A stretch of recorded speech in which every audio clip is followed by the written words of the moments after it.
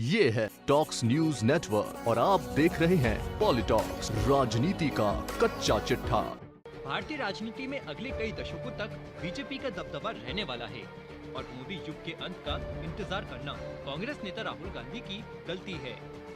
यह कहना है चुनावी रणनीतिकार प्रशांत किशोर का। प्रशांत किशोर हाल ही में गोवा दौरे पर थे, जहां उन्होंने साफ कहा कि उनका मानना है कि अगले कई दशकों तक बीजेपी से लड़ना होगा। प्रशांत किशोर फिलहाल बंगाल सीएम ममता बनर्जी के लिए पर्दे के पीछे रहकर काम कर रहे हैं। पश्चिम बंगाल के विधानसभा चुनाव में अपने बयानों के जरिए जीत दिलाने में कामयाबी हासिल करने वाले चुनावी रणनीतिकार प्रशांत किशोर इस समय गोवा में हैं।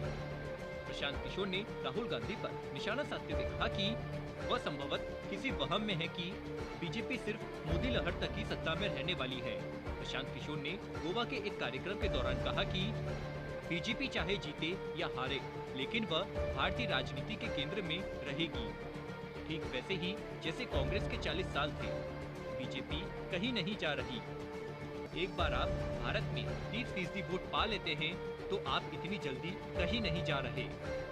इसलिए इस चक्रव्यूह में कभी न फंसे कि लोग गुस्सा हो रहे हैं और वे मोदी को उखाड़ फेंकेंगे। हो सकता है लोग मोदी को हटा दे, लेकिन बीजेपी फिर भी कहीं नहीं जा रही। आपको अगले कई दशकों तक बीजेपी का सामना करना पड़ेगा। प्रशांत किशोर यही नहीं रुके। पीके ने आगे कहा कि राहुल गांधी के साथ यही समस्या है। संभवतः वह सोचते हैं कि यह कुछ समय की बात है, जब तक लोग मोदी को सत्ता से बेदखल न कर दे, यह नहीं होने वाला। प्रशांत किशोर ने कहा कि जब तक आप मोदी की ताकत समझ नहीं लेते और उनकी मजबूती को मान नहीं लेते, तब तक आप उनका सामना नहीं कर पाएंगे। मुझे जो समस्या दिखती है वह यह है कि लोग मोदी की ताकतों को समझने में ज्यादा समय नहीं दे रहे हैं। वे ये नहीं समझ रहे हैं कि मोदी इतने पॉपुलर कैसे हो रहे हैं। अगर आपको यह पता होगा तभी आप उनका सामना कर सकेंगे। चुनावी रणनीतिकार प्रशांत किशोर की किसी गतिविधि की सूचना नहीं है।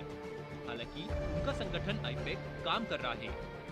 गोवा और त्रिपुरा में आईपैक के प्रोफेशनल्स तृणमूल कांग्रेस के लिए काम कर रहे हैं। जानकारी सूत्रों के मुताबिक प्रशांत किशोर के कांग्रेस में शामिल होने का मामला अनिश्चित काल के लिए टल चुका है।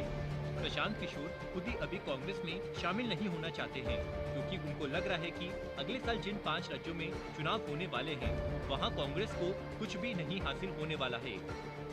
लेकिन अब कहा जा रहा है कि दोनों तरफ से मामला ठंडे बस्ते में चला गया है। इधर उन्होंने तृणमूल कांग्रेस के साथ मिलकर कांग्रेस को नुकसान पहुंचाने वाले कुछ फैसले किए हैं, जिससे कांग्रेस में नाराजगी हुई है। वहीं सूत्रों का कहना है कि पीके देश भर में ऐसे मजबूत नेताओं की तलाश कर रहे हैं, जिनको तृणमूल कांग्रेस के टिकट पर लोकसभा का चुनाव लड़ाया जाए।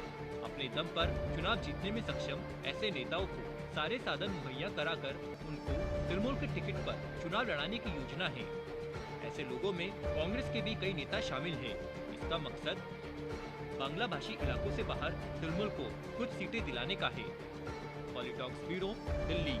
ये है टॉक्स न्यूज नेटवर्क और आप देख रहे हैं पॉलिटॉक्स, राजनीति का कच्चा चिट्ठा।